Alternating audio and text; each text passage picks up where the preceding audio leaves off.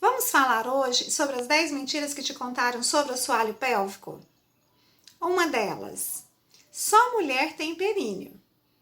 Não, pessoal, não é verdade. O homem também possui o períneo, né? O homem também possui uma rede de músculos, de 13 músculos, como o da mulher, que compõem o assoalho pélvico masculino. O que diferencia do assoalho pélvico do homem para da mulher é a disposição de alguns músculos que, para formar o corpo peniano, ele se dispõe diferentemente do da mulher, como para formar a vagina, a mulher tem uma disposição dos músculos e para o homem outra. De alguns músculos, a maioria deles tem a mesma localização, a mesma disposição, tá bom?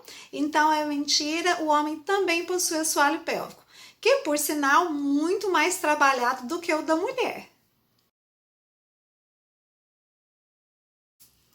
Outra mentira que te falaram sobre o assoalho pélvico. O assoalho pélvico, o períneo, só enfraquece na menopausa? De forma alguma.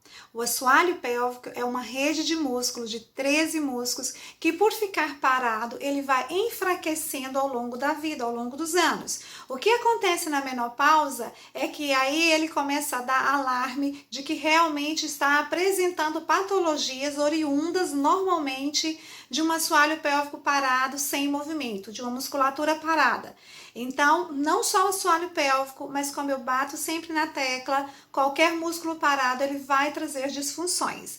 Então, o meu assoalho pélvico ele não enfraquece só quando eu entro na menopausa. Na verdade, ele vem enfraquecendo. E se eu ainda não apresentei nenhum tipo de disfunção, de fraqueza ou de flacidez perineal, isso tende sim a aparecer na menopausa. Então, é na menopausa que a maioria das mulheres descobre que tem um assoalho pélvico, né? Que são músculos e que está com problema nessa musculatura. Mas a gente, ao longo dos anos, vamos enfraquecendo a musculatura, uma vez que ela está parada e nós não estamos trabalhando, ok? Toda perda de urina significa fraqueza perineal? Nem toda perda de urina significa fraqueza do períneo, tá? É claro que a maioria das mulheres que começam a perceber que está com perda de urina já, porque a musculatura está um pouco mais fraca, já está mais velha, vai fazer alguma atividade de esforço e percebe que está perdendo urina. Mas não é assim para todas as incontinências urinárias. Nós podemos nos acometer também de alguns problemas relacionados à coluna, como por exemplo, compressão da raiz nervosa que inerva a pelve, né, na região que inerva a pelve. Isso faz você perder o controle da micção. Então, no momento que você precisa sustentar, às vezes você não está conseguindo. Também pode ser acometida, como por exemplo, crianças, mais na fase da adolescência, por exemplo, com alguns estresse nervoso, né? Situações de pânico, a pessoa pode perder esse controle miccional, mas a maioria das vezes, quando não é por fraqueza muscular, é por alguma lesão ou afecção de problemas na coluna. O assoalho pélvico não tem nada a ver com desempenho sexual. Isso é verdade? Não, não é verdade, gente. Tanto para o homem quanto para a mulher, o assoalho pélvico está diretamente ligado ao desempenho sexual, é claro. Se o homem tem dificuldades, fraqueza muscular com o seu assoalho pélvico, ele vai ter disfunções erétil, porque ele tem fraqueza muscular. Então, o desempenho sexual dele vai ficar comprometido, como acontece quando os homens retiram a próstata, faz a cirurgia que se chama prostatectomia, e ele fica com incontinência urinária ou com uma leve incontinência urinária por alguns dias, por muitos dias. Isso pode se acometer logo após a cirurgia e normalmente perdura algum tempo. Eles podem se restabelecer com a fisioterapia pélvica, como ele pode, dependendo da lesão, da cirurgia, ficar um bom tempo com dificuldades de urina e de ereção. Então, é óbvio que está completamente ligado à questão do assoalho pélvico com o desempenho sexual. Para a mulher, a mesma coisa, a mesma condição. Se eu tenho o assoalho pélvico completamente parado eu não tenho as habilidades de contração muscular, eu não tenho fortalecimento muscular, às vezes eu posso vir me acometer de fraqueza muscular e isso interfere na minha vida sexual. Como, de repente, eu não tenho fraqueza muscular, mas eu não tenho nenhum tipo de atividade, nenhum tipo de movimento com a musculatura, nenhum tipo de contato com a vulva, com a vagina, e acaba que a pessoa, na vida sexual dela, ela não tem a mesma sensibilidade, ela não tem as mesmas sensações, ela fica comprometida em relação ao sensorial e isso vai afetar diretamente a sua vida sexual. Então, o nosso assoalho pélvico está, sim, diretamente ligado ao nosso desempenho sexual. Gestantes não podem fazer atividade muscular com o períneo. Isso é verdade? Não é verdade.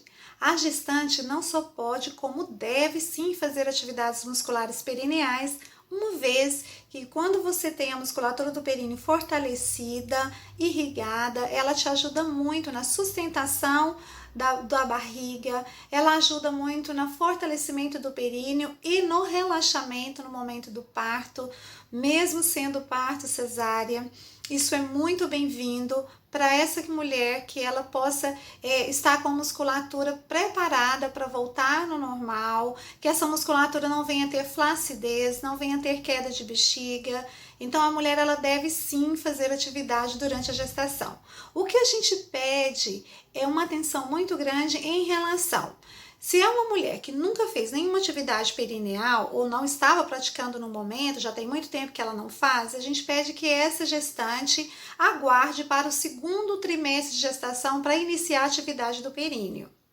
Agora, se for uma mulher que já fazia atividades perineais, que estava praticante, não tem nenhum problema que ela continue mesmo durante o primeiro trimestre de gestação.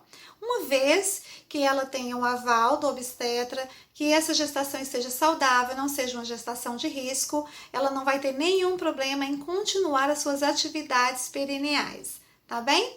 Então, é muito indicado, inclusive, para a mulher gestante, a atividade com os músculos do períneo, ok? Pegar peso não tem nada a ver com enfraquecimento muscular do períneo para a mulher. Isso é verdade? Não é verdade. Pegar peso excessivo em cima da musculatura do períneo enfraquece a musculatura. Sim, enfraquece. Vejam só, a gente precisa tomar muito cuidado quando a gente fala sobre isso. Já dizia minha avó, não pega peso porque vai cair o útero, você já é uma mocinha. Eu lembro que eu tinha 12 anos de idade e a minha avó me falava isso, né? Então, sabedoria popular. O que acontece? Eu sou fisioterapeuta, eu sou profissional do músculo, profissional do movimento. Então, a gente tem que tomar cuidado quando a gente fala isso, porque as pessoas querem levar isso diretamente à academia, que as mulheres estão pegando peso, que isso vai fazer mal. O que a gente precisa prestar muita atenção, gente? Como profissional do músculo, nós devemos sim fazer atividade física e pegar determinada carga para poder ganhar força muscular, para trazer hipertrofia do músculo, isso é muito bem-vindo. O que a gente precisa prestar atenção? Como muitas pessoas e muitas mulheres mesmo não são praticantes de malhação íntima para fortalecer o períneo, muitas das vezes porque elas nem sabem que o períneo é composto por 13 músculos que deveriam ser trabalhados, porque na nossa vida no cotidiano a gente não tem movimento muscular com esse períneo, então a gente precisa sim dedicar um tempo e malhar a musculatura do períneo. Então, devido à falta desse conhecimento, as mulheres muitas das vezes estão pegando cargas muito excessivas, cargas grandes, e não fortalece o músculo do períneo. Gente, todo tipo de pressão que nós sofremos no corpo, inclusive uma tosse, né? Só de você fazer o movimento de isso tem sim um movimento de pressão interna dentro do abdômen que empurra o assoalho pélvico para baixo. Esse movimento faz diferença lá no nosso períneo. Se você quiser fazer um teste agora, faça uma tosse leve como essa e você vai perceber que o seu músculo do períneo tem um movimento descendente. Então, quer dizer, pegar uma grande carga na academia, em cima de um períneo que não trabalha. Isso vai trazer prejuízo para essa musculatura? Vai trazer. Assim como se fosse, por exemplo, com as pernas. Vamos supor que a gente que nós sejamos cadeirantes. Nós ficamos de cadeira de rodas aí um tempo, né? 40 dias, 2 meses. Quando eu saio da cadeira de rodas, que eu volto a andar, eu posso pegar aquela carga toda em cima das minhas pernas, elas vão aguentar? Nem a musculatura, nem a articulação não vai aguentar. De tornozelo, joelho e quadril. Por quê? Porque a musculatura estava parada um determinado tempo. E isso não é diferente para o períneo. Então, essas grandes cargas em cima de um períneo que não trabalha é que traz o prejuízo. Então, eu costumo dizer, o que faz mal para o períneo não é você pegar peso, é você não trabalhar o períneo. Né? O que vai ajudar no enfraquecimento muscular, na queda de bexiga, alguma coisa assim, é você não fortalecer a musculatura do períneo. Eu sou uma pessoa adéqua à academia, né? Eu malho tem muito tempo, muitos anos, e eu aproveito o meu momento de academia para esforçar e malhar minha musculatura do períneo também. Então a gente acaba unindo as duas coisas, que é super possível de fazer a partir do momento que eu tenho realmente força muscular suficiente para trabalhar a malhação íntima junto da academia, ok? Então precisamos ficar bastante atentos a essa questão. Muitas das vezes eu sou convidada para palestrar dentro de academia, faço isso com todo gosto, porque já é um público que se interessa por malhação, por saúde muscular, então é um público muito importante para a gente estar levando esse conhecimento, é um público que divulga isso para as pessoas e isso é muito bem-vindo. E as pessoas não se importam quando a gente esclarece dessa forma, né? Graças a Deus, hoje o profissional da academia, são parceiros nossos de trabalho, né? E nos ajudam muito a divulgar esse trabalho, sim, né? Muitas vezes as pessoas ficam com medo, mas eu vou trazer para a academia e ela vai falar que faz mal isso, faz mal aquilo. Não, gente, o que faz mal é a musculatura do períneo parada. Então, grandes cargas em cima de um músculo parado, isso vai trazer fraqueza muscular, isso pode levar à queda de bexiga. Então, precisamos ficar atentas a essas questões, tá bem? Me sigam aí nas redes sociais, acompanhem os vídeos, eu estou sempre falando sobre malhação íntima versus malhação de academia. Eu sempre gosto muito de pregar isso, preconizar essas questões, porque isso é muito importante para a mulher. O que a gente mais vê é realmente a falta do conhecimento, por isso a falta da malhação íntima.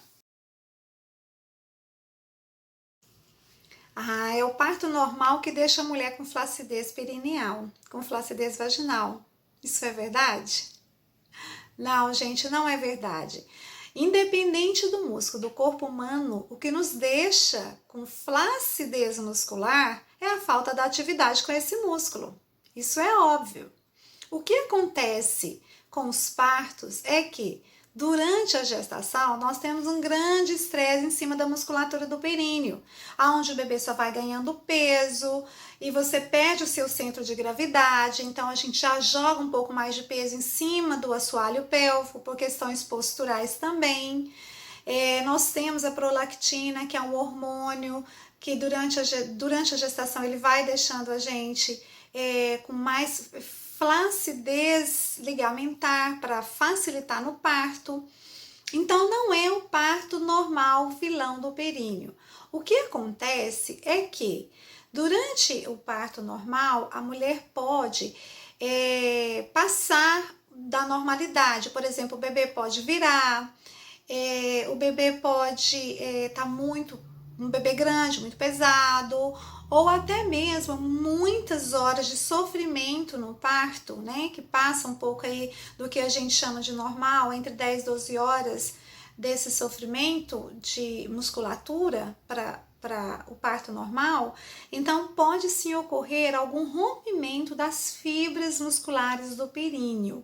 Aí sim, isso pode prejudicar o períneo da mulher. Mas desde que a vagina esteja fortalecida, que a musculatura esteja preparada e que a mulher tenha um parto dentro das normalidades, isso não traz dano nenhum para o períneo, tá bom? O que vai trazer dano para o períneo vai ser sim a musculatura enfraquecida.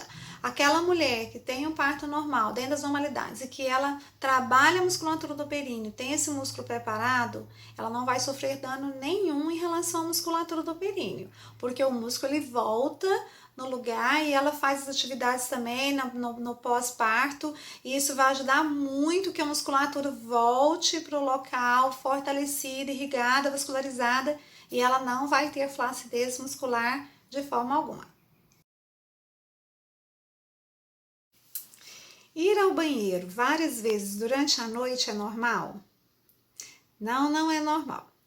O que a gente pede às pessoas para observarem é as suas idas ao banheiro durante a noite. Quantas vezes? E você tem volume miccional quando você vai ao banheiro?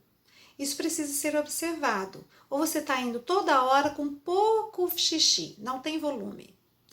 Outra coisa que a gente precisa observar é quantidade de líquido que você está tomando depois das 6 da tarde, das 7 da noite. Por quê? Muitas das vezes a gente observa assim, a pessoa prepara aquele chá que ela gostaria de tomar e ela não conseguiu tomar durante o dia ou ela esqueceu, então ela pensa, agora eu cheguei em casa, eu tenho um tempinho, vou tomar esse restante de chá, né? E se enche de líquido durante a noite. Outra coisa é a água. Não, eu preciso tomar tanto de água e eu não tomei, vou tomar durante a noite. Então, se isso se torna uma rotina, ela às vezes não observa, mas ela realmente começa a tomar muito líquido perto do momento de dormir, ela vai levantar várias vezes durante a noite. E aí cai naquela questão que eu expliquei. Precisa saber, tem volume ou não tem volume. Outra coisa, isso acontece durante o dia também? Você vai várias vezes durante o dia ao banheiro, com volume miccional ou pouco xixi. Porque uma das coisas que pode estar acontecendo é que você, por ir várias vezes ao banheiro e não tem volume de xixi para fazer, você não está deixando a sua bexiga expandir na quantidade normal, na capacidade que ela tem. Então, chega um pouquinho de xixi, você vai ao banheiro. Chega um pouquinho de xixi, você vai ao banheiro. E aí a sua bexiga perde a capacidade de elastância dela. E isso vai fazer com que durante a noite, o pouco xixi, você também tenha vontade de ir ao banheiro. Isso é chamado de hiperatividade vesical. Então, nós precisamos prestar atenção nessas condições para saber e orientar os pacientes. Muitas das vezes, só com orientações, a gente consegue resolver essa questão da noctúria, que é essas idas ao banheiro durante a noite. Segurar xixi não vai fazer mal para o meu períneo. Aí nós temos uma particularidade. Nós precisamos prestar atenção e ter uma ótima ficha de anamnese para a gente saber o que está acontecendo, por que essa pessoa às vezes fica segurando o xixi, em que momento isso vai fazer mal. É muito comum no consultório a gente pegar os profissionais que trabalham, por exemplo, em sala de aula, profissionais que às vezes não tem como sair para ir ao banheiro quando está com vontade de urinar. E isso pode sim levar a algumas disfunções, ficar sustentando o xixi muito tempo. O que acontece? A nossa bexiga, ela tem capacidade, ela tem uma determinada capacidade de volume e ela tem a sua elastância para que isso aconteça. Então, a nossa bexiga, ela chega a uma capacidade limite e ela esvazia e volta à sua complacência normal. Então, ela tem a capacidade de elastância e complacência. A partir do momento que toda vez que eu tô com xixi, eu tô sustentando o xixi, segurando o xixi, porque o meu trabalho não permite, porque eu trabalho dirigindo ou alguma coisa assim, independente do motivo, eu tô sustentando o xixi demais, acaba que o meu sistema nervoso central deixa de me mandar a mensagem daquele pouco de xixi, que normalmente é a primeira mensagem que a gente recebe. Olha, chega para o meu sistema nervoso central, tem xixi na bexiga, eu preciso ir ao banheiro. E aí você fica segurando, segurando. Como o nosso sistema é muito inteligente, ele aprendeu que não adianta te mandar a primeira mensagem, que você não vai mesmo ao banheiro. Então você passa passa desse momento de receber essa primeira mensagem, e aí você só vai perceber que tem xixi quando a bexiga está muito cheia. Isso leva você a ter uma hipoatividade vesical, que é uma baixa atividade da sua micção. Então, a sua bexiga só vai te avisar que tem xixi quando está muito cheia. E muitas das vezes esse xixi chega naquele momento assim, agora você se vira que eu não consigo sustentar mais aqui. A gente chama isso já de urgência miccional. Então veja que a gente pode ter dois tipos de problemas que são uma patologia que a gente trata no consultório, que é a hipoatividade vesical e a urgência miccional.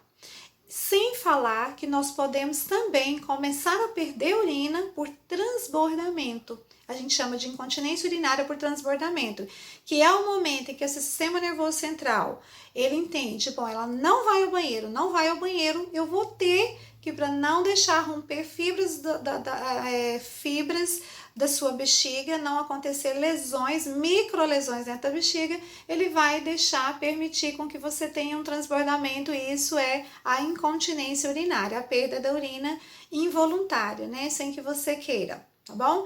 Então, sustentar xixi nesses casos faz muito mal para o períneo, sim, atrapalha a sua micção normal e pode te levar a algumas outras patologias, sem contar na infecção de urina e outras afecções aí que pode estar ocorrendo, tá bom? E no último momento, esclarecendo para vocês sobre as 10 mentiras que te falaram sobre o seu períneo, né? Uma das coisas que a gente precisa prestar muita atenção é sobre: eu posso sim fazer atividades sem a ajuda de um profissional nesta área? Posso malhar o meu períneo sem ajuda de profissional? Gente, quem me acompanha nas redes sociais deve ter visto um vídeo meu no YouTube. Quem não viu ainda, entra lá no meu canal. Vamos ouvir falar um pouquinho sobre a questão que pior do que a não informação sobre a malhação íntima é a informação errônea. Então tome muito cuidado sobre o que vocês assistem, vê aí nas redes sociais. É muito importante que a gente tenha sim orientações profissional para qualquer trabalho relacionado ao nosso corpo, ao nosso íntimo. Isso é muito importante. A gente não pode achar que porque eu ouvi falar, isso é indicado para mim também. Eu acredito que vocês viram aqui dentro dessas 10 mentiras, quantas informações importantes vocês receberam que vocês não sabiam, né? Nunca tinha visto falar, ou não, olha, poxa, eu não pensei nisso. Olha, está acontecendo comigo e eu não tinha prestado atenção, né? Ou eu não tinha levado para que esse lado pode ser ruim. Então, a informação correta, as atividades orientadas por um profissional da área é extremamente importante para que você não ganhe patologias, né? Para que você mantenha sua saúde perineal e para que você possa levar esse conhecimento para mais mulheres, para sua mãe, para suas irmãs, para suas filhas, né? Porque isso é muito importante para sua esposa, que faz muita diferença na vida da mulher, faz diferença na autoestima da mulher, faz muita diferença, gente, no nosso contexto feminino. Então, uma das orientações que a gente mais busca, mais prega, é que vocês realmente trabalhem com orientações de profissionais idôneos. Tudo bem? Muito obrigada pela atenção de vocês e até o próximo vídeo.